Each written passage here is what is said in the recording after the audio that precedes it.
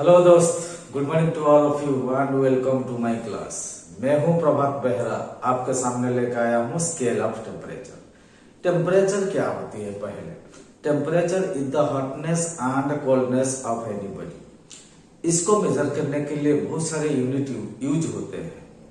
वो कौन से यूनिट होते हैं? एक होता है सेल्सियस, दूसरा होता है फ़ारेनहाइट, तीसरा होता है र्यूमर और चौथा एक होता है केल्विन। ठीक है, अलग अलग यूनिट है, अलग अलग सिस्टम है, अलग अलग सिस्टम का अलग अलग यूनिट होती है टेम्परेचर को मेजर करने के लिए। ठीक है, जैसे हमें बुखार होता है, बॉडी का टेम्परेचर मेजर करते हैं। सो कौन सी यूनिट में उसका वैल्यू क्या है और दूसरा यूनिट में उसका वैल्यू क्या चेंज हो जाता है, इसका सारे कहानी आपको बताएंगे। ठीक है, पहले देखते हैं उसका यूनिट्स क्या होता है, उसके बाद हम पढ़ेंगे उसका स्केल्स क्या है, उसका रिलेशन क्या है। देखो, इन ब्रिटिश सिस्टम इसका यूनिट होता है फ़ारेनहाइट। देखो, इन ब्रिटिश सिस्टम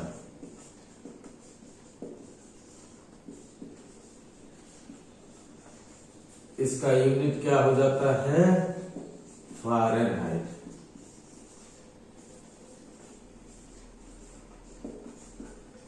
ठीक है, इन मेट्रिक सिस्टम इसका यूनिट क्या हो जाता है? सेल्सियस यानी सेंटीग्रेड। इन मेट्रिक सिस्टम सेल्सियस। और एक होता है, उसको क्या बोलते हैं? र्यूमर। ये तीनों का हम रिलेशन बताएंगे। कौन सी स्केल में कितना डिग्री होता है, इनका रिलेशन सब क्या है। पहले देखो, एक होता है सेल्सियस यानी सेंटीग्रेड स्केल, दूसरा होता है फ़ारेनहाइट स्केल, तीसरा होता है र्यूमर स्केल। सेल्सियस स्केल में वाटर फ्रीज हो जाता है 0 डिग्री सेंटीग्रेड में, फ़ारेनहाइट स्केल में 32 डिग्री सेंटीग्रेड में और र्यूमर स्केल में 0 डिग्री सेंटीग्रेड में सारे फ्रीज हो जाते हैं। इसका मतलब सेंटीग्रेड का 0 डिग्री इक्वल टू फ़ारेनहाइट का 32 डिग्री इक्वल टू र्यूमर का 0 डिग्री के साथ सारे इक्वल होते हैं। सो उसी हिसाब से बॉइलिंग पॉइंट देखते हैं। सेल्सियस स्केल में 100 डिग्री और फ़ारेनहाइट डिग्री में 212 डिग्री, र्यूमर का 80 डिग्री के साथ इक्वल होते हैं। इनका क्या रिलेशन बनता है? ठीक है, अभी देखो, सेंटीग्रेड स्केल में 0 डिग्री से लेकर 100 डिग्री तक, इसका मतलब इनका डिफरेंस कितना है? 100। सेल्सियस स्केल में कितना होता है डिफरेंस? देखो,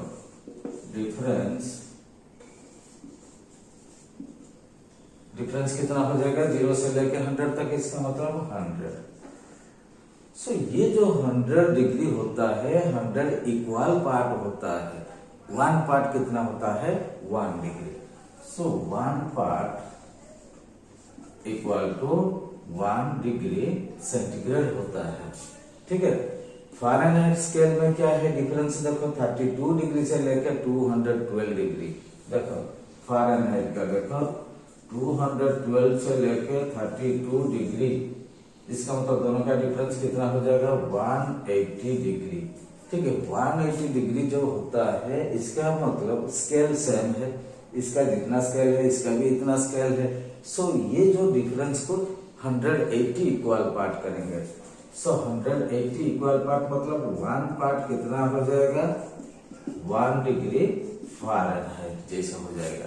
देखो, इसका 1 पार्ट 1 डिग्री सेंटीग्रेड, इसका हो गया 1 पार्ट 1 डिग्री फ़ारेनहाइट। देखो, कोई भी चीज को अगर 100 पार्ट करेंगे, जितना बड़ा होता है हर एक पार्ट, इसका देखो सेम चीज को, सेम स्केल को 180 पार्ट हम बनाएंगे तो छोटा हो जाता है। जितना ज्यादा पार्ट करेंगे इतना छोटा भी होता है। सो इसका जो 1 पार्ट ज्यादा होगा इससे। अभी देखो, इसका डिफरेंस कितना है? ये 0 डिग्री से लेके 80 डिग्री तक र्यूमर का देखो, 0 डिग्री से लेके 80 डिग्री तक, तो कितना पार्ट होता है? 80 पार्ट हो जाता है। 80 इक्वल पार्ट हो जाता है, स्केल सेम है। इसका मतलब 1 पार्ट कितना हो जाएगा? 1 डिग्री हो जाएगा। ठीक है, 1 पार्ट कितना हो जाएगा?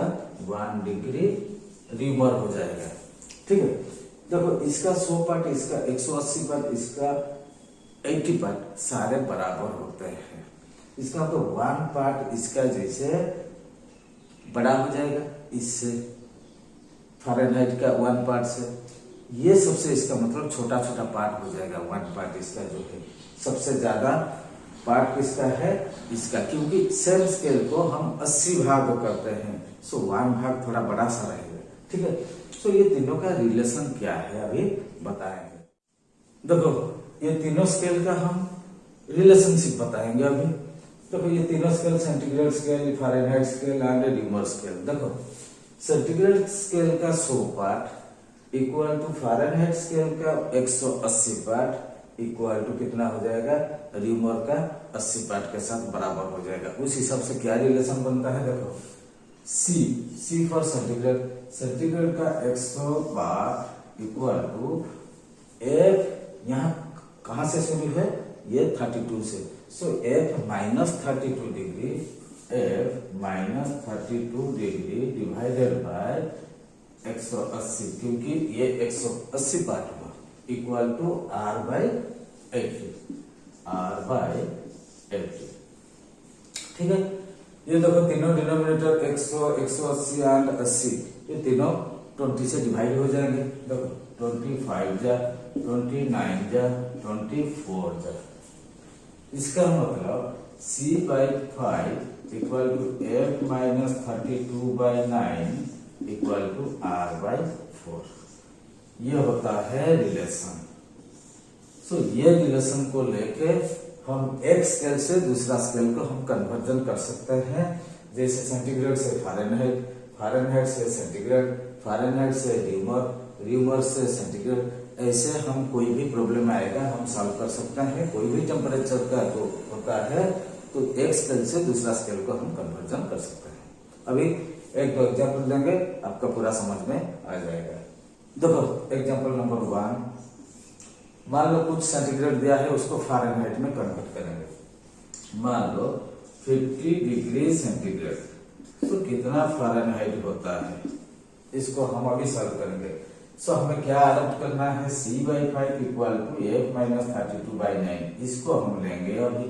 सो C by 5 equal to F minus 32 by 9, इसका मतलब देखो C का वैल्यू कितना है, 50 डिग्री दिया है, 50 by 5 equal to F minus 32 by 9 होता है।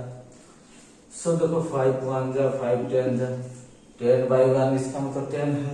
F minus 32 by 9 equal to 10, F minus 32 by 9 equal to कितना होगा, 10। दैट मीन्स देखो ये 9 और 10 दोनों मल्टीप्लाई हो जाएंगे। F माइनस 32 इक्वल टू कितना है, 10 इंटू 9 90। सो F कितना बन जाएगा, 90। ये जो 32 90 के पास आके प्लस हो जाएगा, 32 इक्वल टू कितना हो जाएगा, 122। सो F का वैल्यू कितना निकला, 122। इसका मतलब 100 यहाँ 22 लिख दो। 50 डिग्री सेंटीग्रेड जो है इक्वल टू 122 डिग्री फ़ारेनहाइट। अभी देखो एक फ़ारेनहाइट से कैसे हम कन्वर्ट करते हैं सेंटीग्रेड में। देखो मान लो आपको एक क्वेश्चन दिया है 176 डिग्री फ़ारेनहाइट कितना सेंटीग्रेड होता है। ठीक है, सो हम फॉर्मूला वही अडॉप्ट करेंगे, C by 5 equal to F minus 32 by 9। हमें C का वैल्यू निकालना है सेंटीग्रेड का। C by 5 equal to F कितना दिया है, 176 माइनस 32 डिवाइडेड बाय 9। ठीक है, इक्वल टू देखो कितना होता है, इसको माइनस कर दो, 6 से 2 गया 4, 7 से 3 गया 4, 1 को 1 बाय 9। सो 144 से 9 डिवाइड कर लो, 9 1 जा 9, 5 4 54, 9 6 जा, सो दोनों कैंसिल हो गए, 16 हो गया। इसका मतलब C by 5 इक्वल टू कितना है, 16। C by 5 equal to 16। That means C कितना हो जाएगा, 16 के साथ 5 मल्टीप्लाई कर लो इक्वल टू 80। तो सेंटीग्रेड वैल्यू कितना हो गया, 80। इसका मतलब 176 डिग्री फ़ारेनहाइट जो होता है कितना डिग्री सेंटीग्रेड, 80 डिग्री सेंटीग्रेड। अब ये कि रिमर का भी कन्वर्ट करता है, देखो रिमर का 7 सेंटीग्रेड कैसे कन्वर्ट होता है। नंबर 2, मान लो 40 डिग्री सेंटीग्रेड कितना रिमर होता है। सो उसका रिलेशन क्या है, जैसे C/5 equal to C/5 equal to कितना हो जाएगा R/4, ये रिलेशन लेके हम करेंगे, ठीक है। So C/5 equal to R/4, that means C कितना है 40 डिग्री, 40/5 इक्वल टू R/4।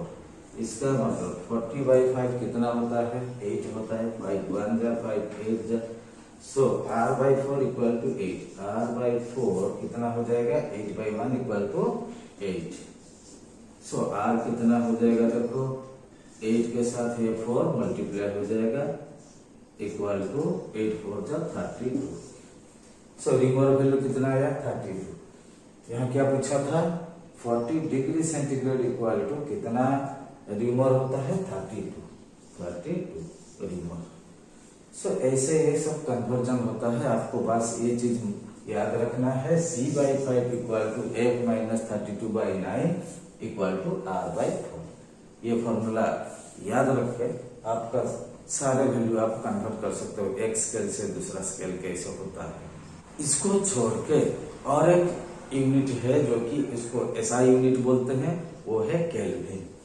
इसका मतलब 0 डिग्री सेंटीग्रेड इक्वल टू कितना है 273 केल्विन, ठीक है केल्विन।